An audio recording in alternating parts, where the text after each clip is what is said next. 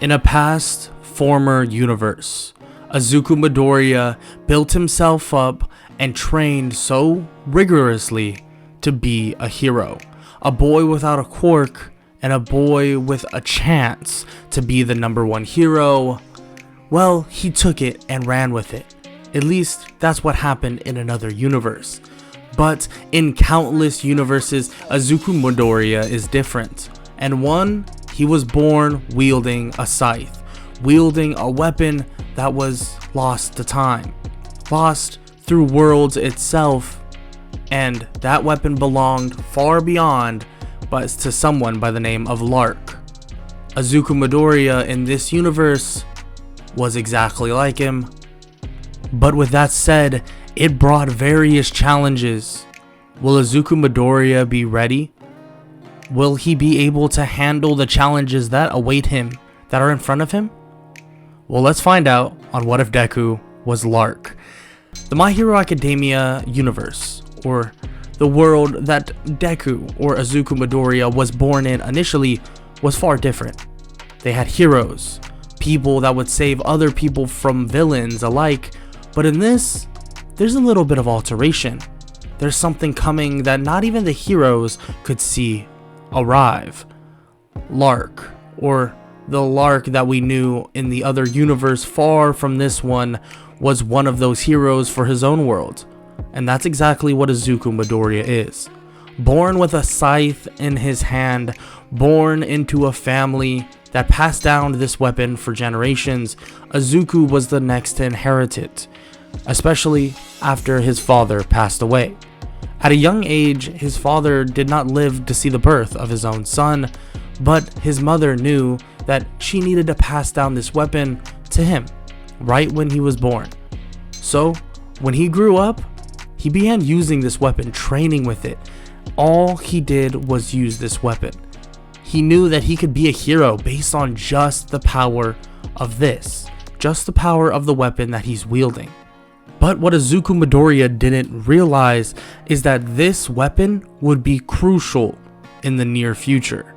At the age of 4, to the age of 8, to the age of 12, to the age of 15, all he did was train with this weapon. This was the closest thing he had in terms of a connection with his father. But he didn't know what this weapon truly meant. He never really understood it. He knew that when he went out, killed animals, he'd gain XP. He even gained new skills. It really did seem odd. It seemed like he was in some sort of video game. It was very similar to the ones that are in his world, but his mom would always remind him that, well, this is no fantasy world.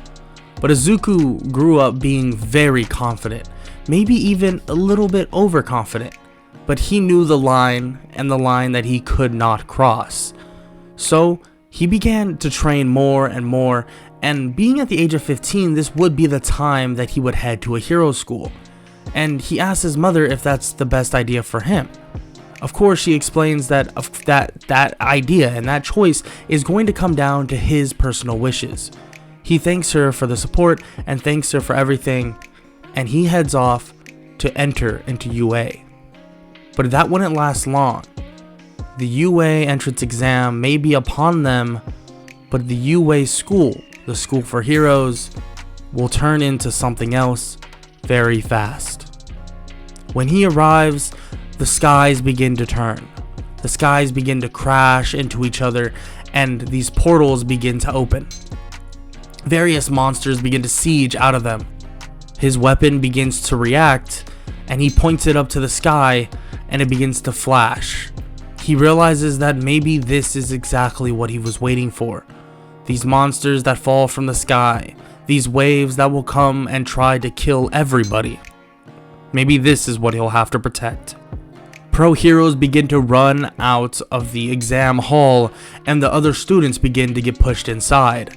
Tons of pro heroes begin to tell Izuku to get inside as well, but he doesn't even listen. He immediately charges at the wave, jumping into the sky onto a big ship.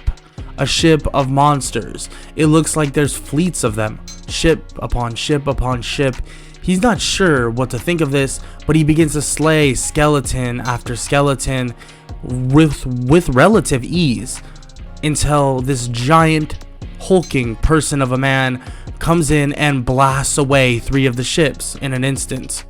This is All Might, the #1 hero in Japan, and frankly the #1 arguably in the world. Maybe everything, all of this, the waves alike, are happening not only in Japan, but the other places as well. That's not something though Izuku can think about, at least not at the moment, and he begins to fight once again, killing monster after monster and realizing that maybe, just maybe, there's a boss monster that they need to handle. He looks down at his overlay for his, well, you could call it a gaming overlay, and it says that they want to teleport him to the boss monster, so he does just that. He gets teleported in, and it's a giant dragon-like beast. He stands there in front of it in complete awe and wonders how he's going to be able to beat something like that. Just as he begins to think about something like this, someone lands right next to him. It's a woman. She's wearing a kimono, and she has red eyes and black hair. And she begins to blast the dragon like crazy, wielding 2 serrated war fans. He's shocked to see this, but the dragon is taking substantial damage, and he decides that it's not a time to look at this girl in awe, it's a time to fight. He dashes in and slices at the dragon, and he begins to summon another scythe, a floating one above him, and he strikes it down on the dragon once again. He backs up and charges up his wind scythe and begins to slice through the air, creating a small tornado, blowing it up into the sky. The woman sees this and begins to blast using her fans once again at the dragon while it's defenseless. But on the other side of the dragon, he sees somebody blast this odd gem-like looking color like a rainbow. It begins to basically burn the dragon and cut through it like butter, eventually defeating it. The dragon falls, and another girl runs in from the forest, panting. I guess I was too late to help anyways. The wave begins to subside. The sky begins to change back, and it's blue once again.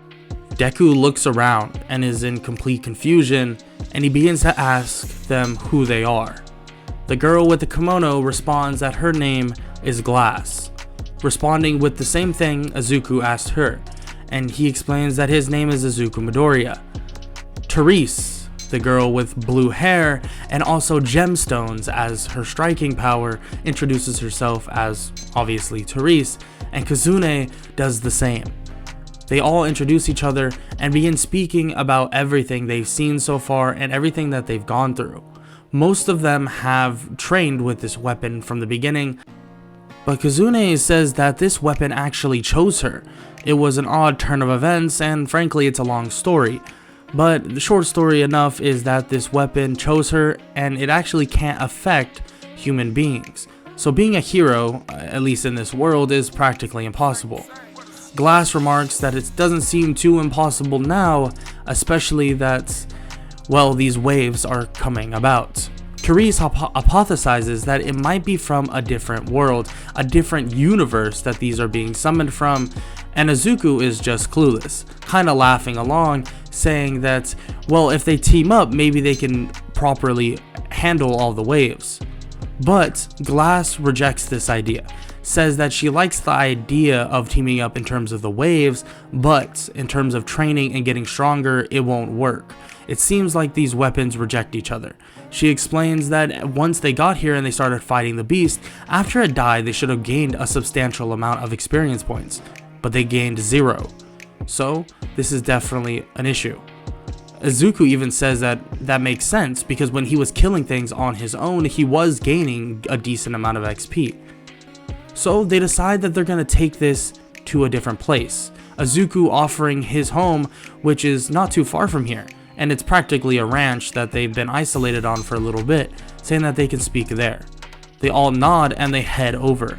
Izuku begins to speak with all 3 of them about their plans for the upcoming quote-unquote wave, and they begin to say that they're they don't really have any plans, but it is going to come down to them getting the heroes into tip-top shape, because what it seems like is that the number one hero was the only one that was really able to even put a dent in any of them, and that was the lower tier monsters.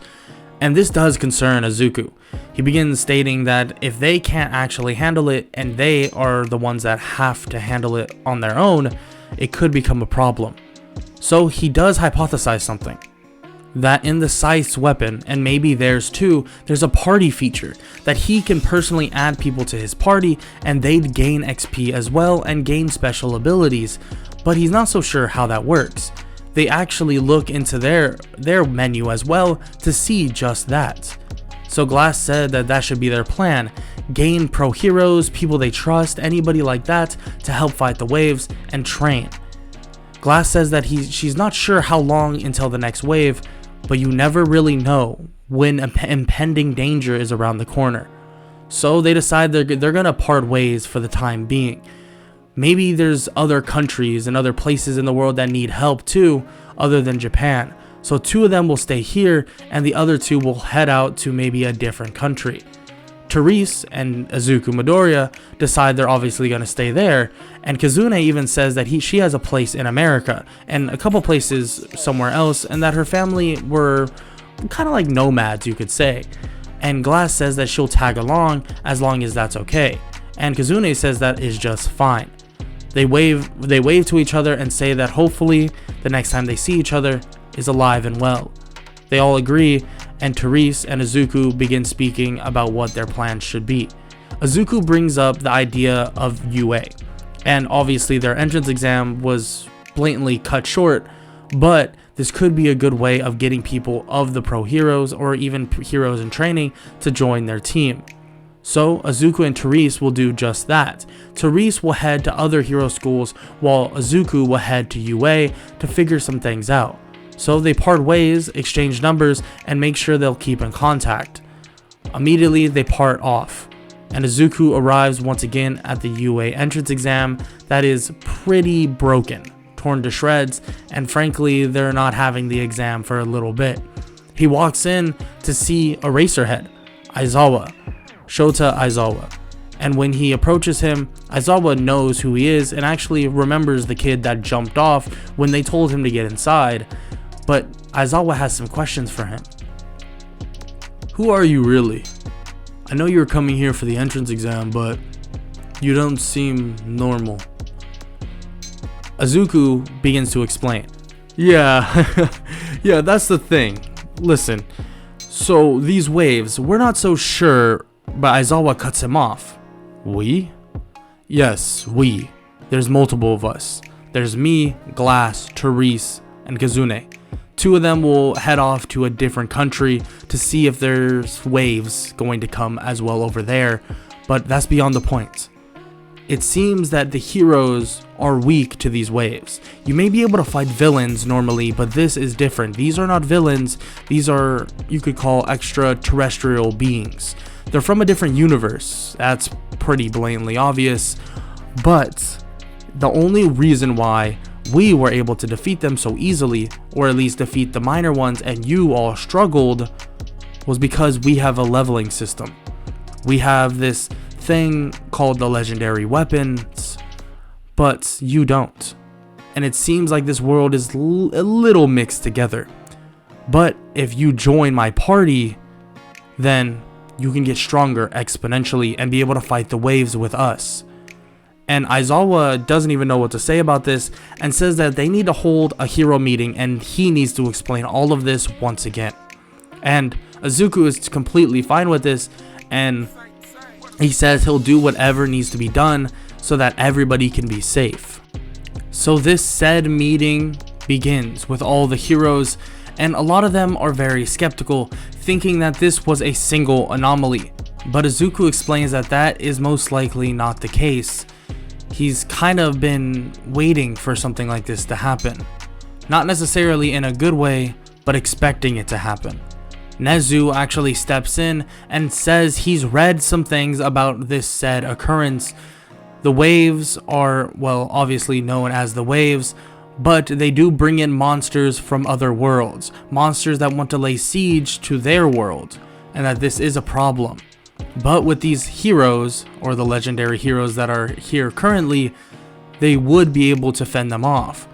But the explanation that Izuku gives in terms of how they are weak compared to the monsters makes sense to Nezu.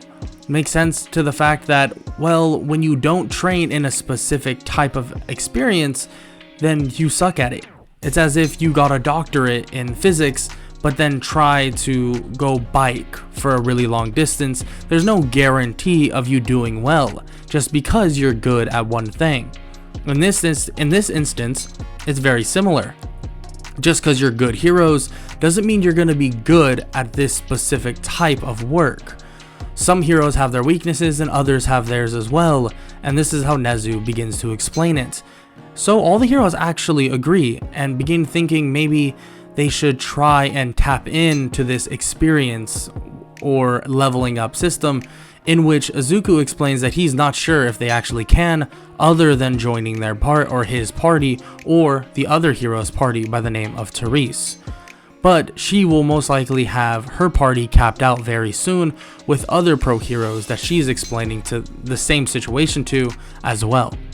They begin to understand what he's saying, and a couple of them ask to join him, including All Might himself, saying that if he can get stronger, maybe they can wipe out the waves quicker than they can actually arrive, in which Izuku agrees. But All Might is the only one he actually wants to take for now. This theory is interesting. The theory of being able to unlock a leveling system for yourself, it might be just the case. You might be able to do that if only you believe in it enough. Maybe if there's skepticism in your mind of something like this existing, or imbalance in the idea of it, it might not happen. But he will come to a conclusion very soon, at least hopefully. Izuku begins to tell them that if they find out anything, let him know, and just give him updates the best they possibly can. They all agree, and Izuku says that he actually does want to take some of the younger heroes as well, being that they have sky-high potential. And Aizawa says that they have some people with potential written down right now that he could actually go check out and try out. So Izuku is gonna do just that, meeting some of the, well, you can call them younger heroes. He meets up with 3 people: Katsuki Bakugo, Kirishima, and Shoto Todoroki, the son of the number 2 hero. He meets up with them and begins to explain the situation, and they are kind of baffled by all of this, but they do say that that makes sense. It makes sense, that's why they couldn't really hurt anybody. It is odd, it does seem really weird that when they fought somebody, especially in this entire wave and the monsters invading, they did 0 damage. It felt like no other villain they've ever seen. But with all that said, they decide to join their party. Shoto and Bakugo are slightly reluctant, feeling that they can get it done on their own, but frankly that's just not the case. They won't be able to do it on their own, and they do need Izuku's help. So they're instated into Izuku's party, and immediately they gain that said leveling system, in which they're shocked to see, and Izuku says that that's exactly what he thought would happen, but now it comes to if they're gonna train, and also it comes to if the other people can gain this leveling system without being in Izuku's party. While getting things ready, he actually gets a ring on his phone. He answers, and it's Therese. She begins to talk about, well, she has some party members, and luckily she's able to fill up her party entirely, but now it comes down to the leveling up aspect of everything. What's the best way to level up? Even throughout all these years, they haven't had the best way of leveling up. That's why they're such a low level, especially after tons and tons of years of fighting, or at least training, quote unquote. And Izuku doesn't really know the answer to this, but does say that with the monsters coming here, who says that there isn't other monsters that lay in wake? There might be even more monsters that they can slay in certain parts of the world, or even certain parts of Japan, frankly. Maybe some areas in Japan that have the wave monsters hiding. or just monsters in general. And All Might actually comments on this, saying that there's like 3 to 4 places he actually knows about that could have these so-called monsters he speaks of, and they should go try them out, giving 2 of them to Therese and 2 of them to obviously Izuku, and they head off. And when they arrive, they see this odd looking cave, and Izuku immediately pulls out his scythe, and Kirishima comments on how cool that weapon looks.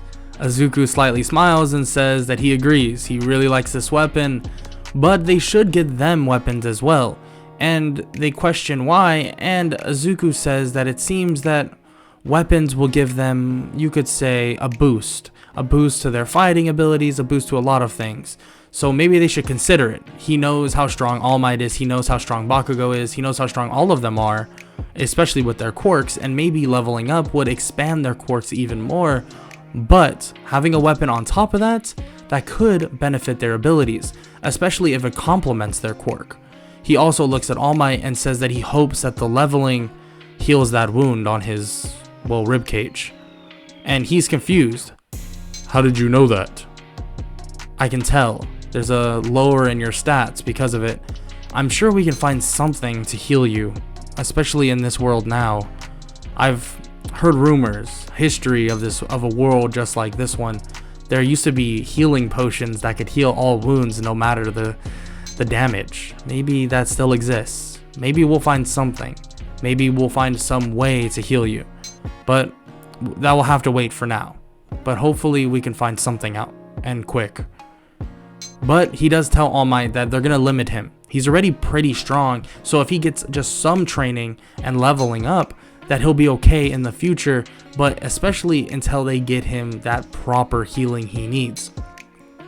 Plus, with all this leveling and training, these other villains they've been messing with and trying to defeat will be nothing. So they enter the cave, and when they enter, they see hordes and hordes of monsters. And Izuku slightly smiles, thinking that he was right. They are here, and this is gonna take a while, but this should be some good XP.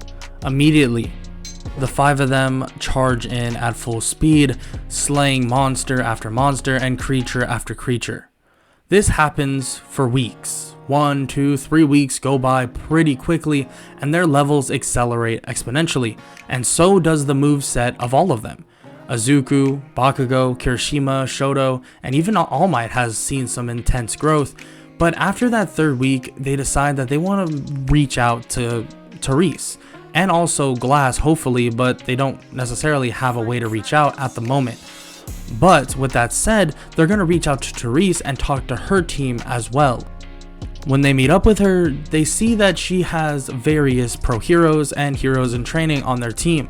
That include Inasa, one of the top heroes in their class in terms of being a hero in training. They have Gang Orca, which is he's a top 10 hero, Miss Joke, a teacher at Shuketsu High, and another boy by the name of Hitoshi Shinso, someone they actually saw saving a woman that got her purse taken away, and he has a very, very useful quirk in which he explains to be brainwashed, that if he talks and asks someone a question and they answer, that they fall under a brainwash and they get controlled. And Izuku makes it pretty apparent how strong this is, and Shinso says that it's even stronger now since they've been leveling up. He looks at his party and introduces all of them as well, and brings up to Therese All Might.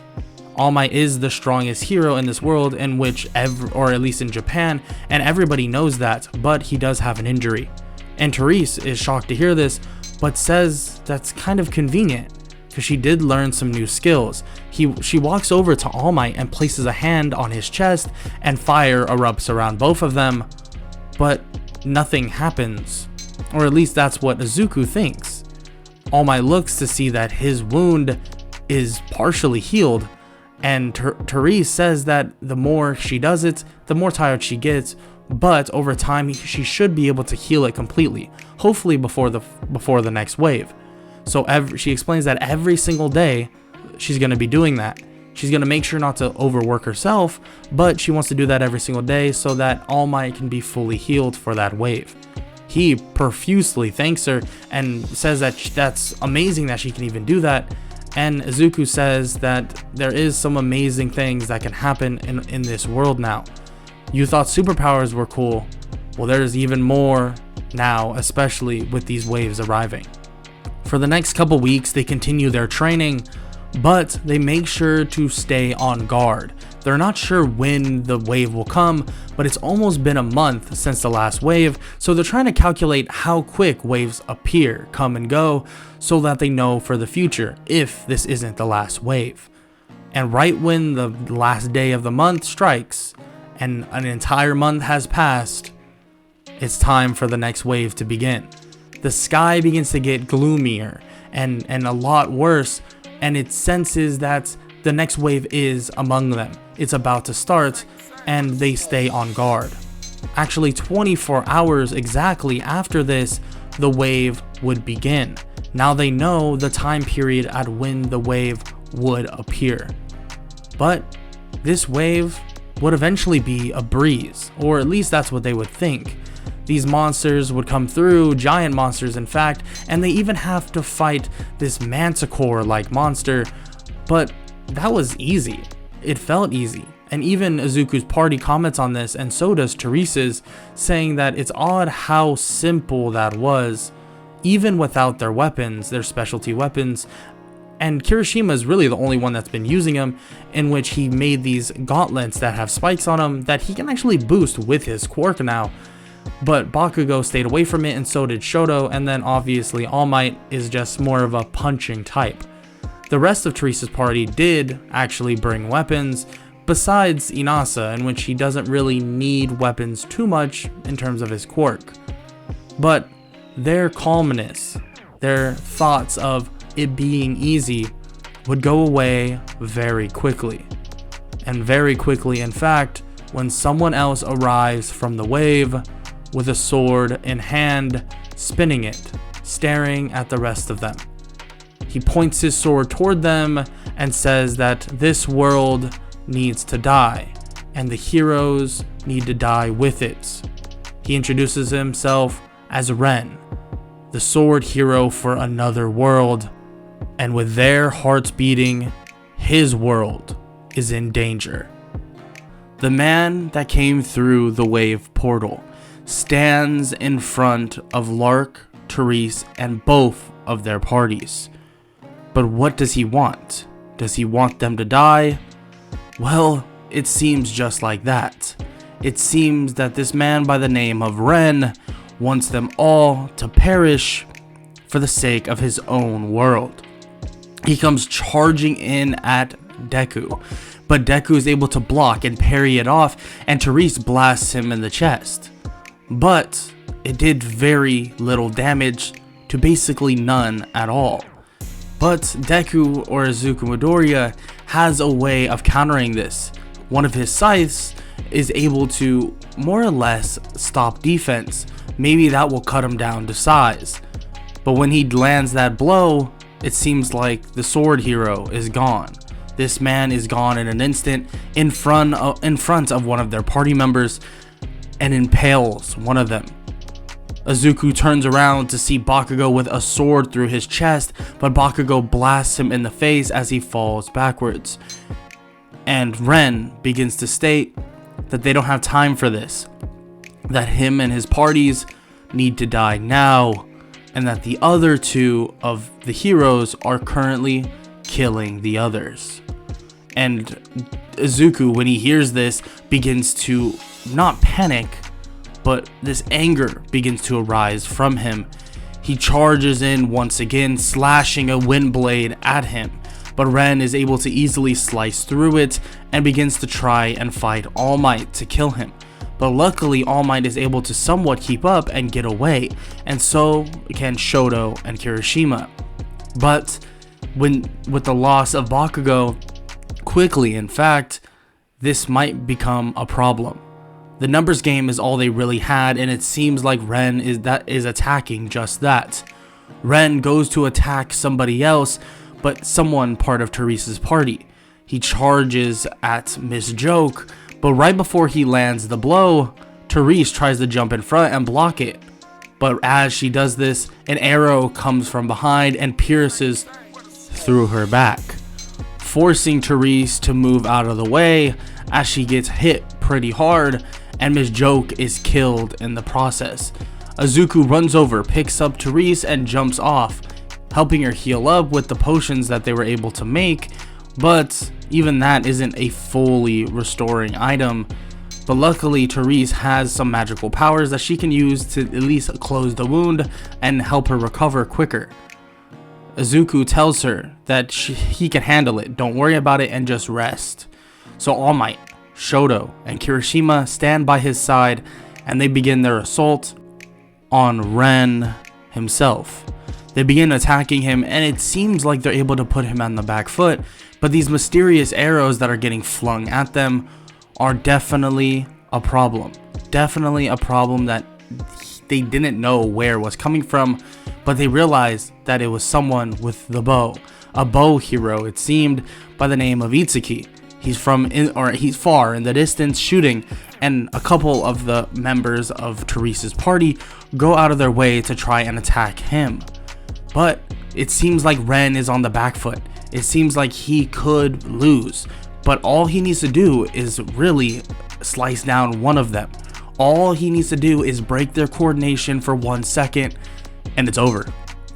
But as he thinks that he breaks it, he gets a blast of fire in his face instantly. But that didn't come from Shoto. It came from Endeavor. Endeavor comes flying in and crashes into Ren with a fiery blaze.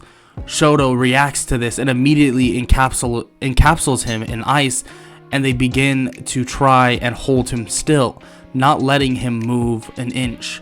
Ren realizes that he's slightly captured here and he can't really do much about it. Well, that's until something, they're not sure, strikes the ice and he's able to break free.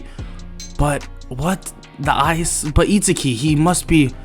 They look at Itsuki and they see that he is pinned down. Luckily, they were able to pin him down with some close range attacks. But who the hell broke the ice?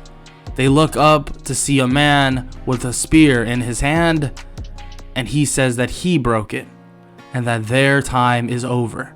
He throws his spear like a javelin, flying toward All Might, and clips him in the arm and pins him to the ground.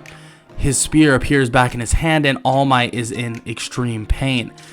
Izuku is able to drag him off, but Kirishima says that he'll do it, that he needs to be in the fight right now. Kirishima grabs All Might and drags him off near Bakugo in hopes that they can save them both with the healing items, which there's a good chance that either they'll bleed out or they'll be injured very seriously in the near future. But with Izuku still standing, the fight isn't quite just over. The man with the spear names himself as Motoyasu and says that all of them must perish right now. And he looks around once again. Izuku is confused and asks to stall for time. Well, he begins asking questions to stall for time. Isn't there supposed to be 4 of you? Why is there only 3? And I know damn well you did not beat Glass, because Glass is way stronger than you. Izuku at this point doesn't even know if this is true. He's just bluffing in hopes for the best. And Motoyasu says that the 4th of them, that he doesn't matter, that they don't care about him, and that he's practically useless. But Izuku sees this as an opening and begins to attack Ren and actually lands a crucial blow on him, taking him out of the fight. Luckily, with Itsuki now stuck and Endeavor and Shoto pinning down Ren, it's Motoyasu versus Izuku, and that's it. Kirishima says that he can hop in and help, but he tells Kirishima that that's a bad idea, that they're not fully in sync, and Ren exposed just that.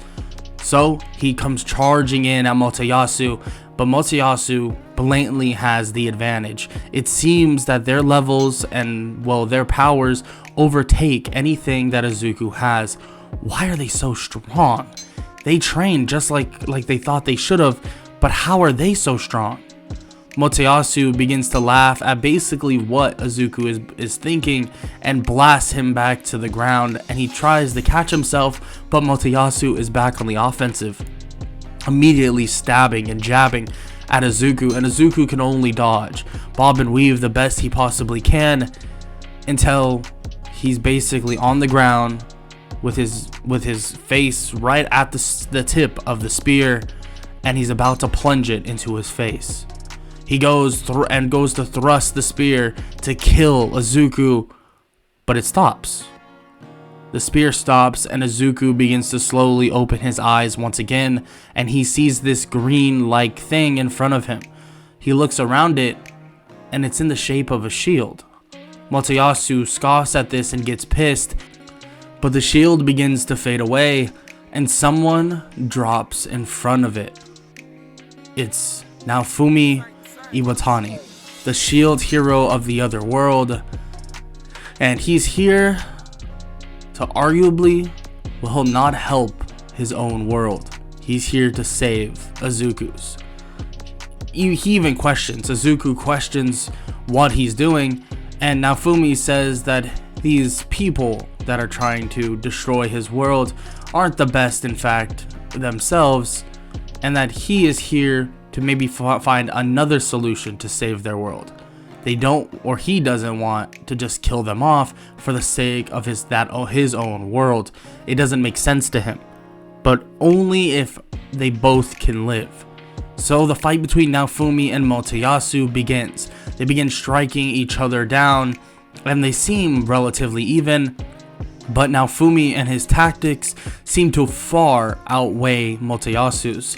The fight rages on, and Izuku is able to stand and actually help Naofumi, landing a decent strike to at least knock out Motoyasu, or put him out of commission for the time being.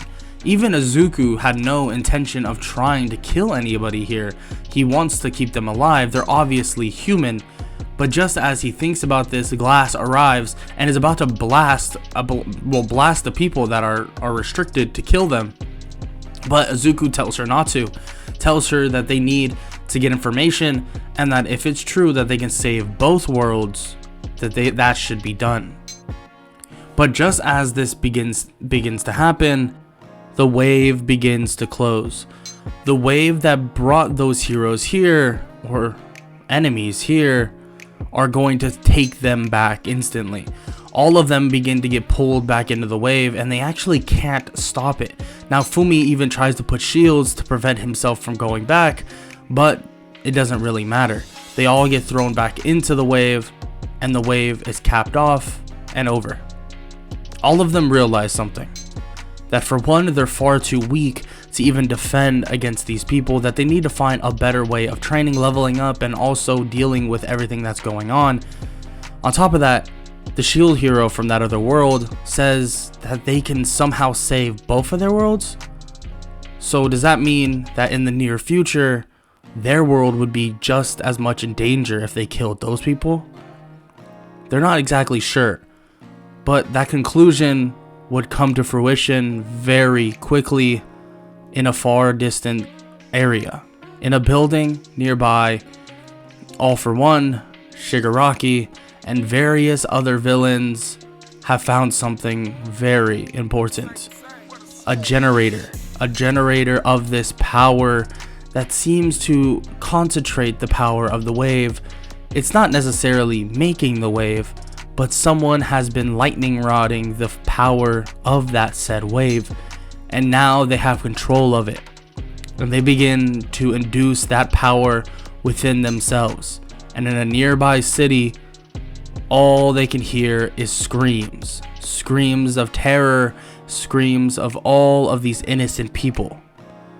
All For One, Shigaraki, and various other villains have come to settle the score and to take the world for their own.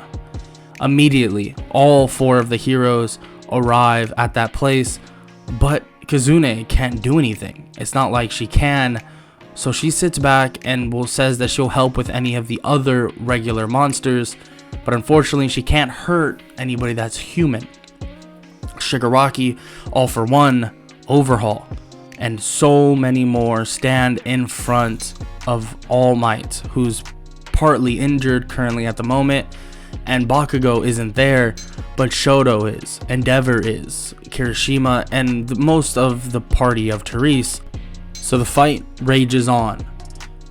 Izuku begins to fight with All For One and Shigaraki, and the rest of his party is right behind him. When during this fight though, they believe that it's gonna be easy, simple, but it's not. It seems like whatever they did, their power has skyrocketed. It feels so similar to the power that these monsters ooze off of the wave. These monsters of the wave are just as bad. All For One sends black tendrils at Izuku as he's able to swipe it away and able to close the distance. But just as he does, Shigaraki grabs his scythe and tries to disintegrate it, but nothing happens. Izuku is able to swiftly strike Shigaraki in the chest, throwing him to the side and then crashing into All For One. This fight may not be easy, but it is definitely winnable. Shigaraki tries to get back up, but All Might is able to strike him back down to the ground, knocking him out. This power seems to be channeled more through All For One than anybody else, and this may have been a mistake by them. They're trying to capitalize on a power they just got, but it actually seems to be depleting. Izuku continues the pressure on All For One, using everything he possibly can. Using his deadly dance, a skill that makes him swing multiple swings with his scythe, but also a tornado ability that he's used in the past. Everything seems to be crashing down on these villains, but they do have a backup plan, and that backup plan is actually embedded in the lightning rod of a generator that they had from the wave. It seems like it's a last resort to explode the entirety of Japan and suck them all into an artificial wave. This isn't good, and Izuku doesn't even know about this, not until he hears of that exactly when All For One is on the ground, pinned to the ground with a scythe to his head, and he begins laughing that they're all gonna die very soon anyways, and that they should have been killed by the people from the wave, and it would have made this a lot easier. And Izuku's confused by this, but then looks around to see this purple glow around the entirety of the city. No, it has to be bigger. It goes even past the city. It's the entirety of Japan. He reacts immediately and tries to go find the source, seeing that there's concentration in certain areas, but he's too late. Way too late. The wave, the artificial one, begins to shatter Japan and sucks it into another world. When they arrive, they begin looking around to see that it doesn't look anything like the world they were just in. It looks so much different. But this is odd. Where they arrived seems to be very similar to the Caribbean, very similar to something that he feels that he's seen before, but he's never been here, never in his life. He's never been to Hawaii or anything like that in his world, but he would assume would kind of look like it, but this is a different familiarity. It seems like he's been here, like really been right in this moment. He looks around to see the other heroes. He sees Motoyasu, Ren, Itsuki, and Naofumi, the shield hero. They all land on the ground, and the other heroes look up to see a giant landmass crashing into them, buildings alike. This is Calmira. They're currently in Calmira, and the entirety of Japan is crashing on it. Now Fumi raises his shield to block out as many people as possible, but he's not going to be able to help and save everybody as the entire landmass gets smashed into the water and into all the land that is there. Izuku luckily able to get out of it, but that's not the case for everybody. His party was able to live, but all the people of Japan were slaughtered, killed, murdered, and All For One stands proudly and he's laughing in the face of them. But this laugh immediately turns into pain. Shigaraki, Overhaul, All For One, every single one of the villains, every single one of them begins to react to the power that they were injected with, and now that they're in another world, their body's rejecting it terribly, and they proceed to explode and die right in front of everybody. But now it seems that they are stuck. The 4 heroes from that world, the other world, are now stuck with the 4, or at least the 3 that were trying to kill them. But maybe this will turn out differently. Now Fumi jumps up and helps up Izuku, and helps up Glass, and helps them all up, and says that in his own weird way he's glad they arrived, because now they can figure out a way to not only save this world, but hopefully the one that they were sent away from. Hopefully the one that is probably currently in danger at the moment. But with that said, that's where this what if is going to wrap up.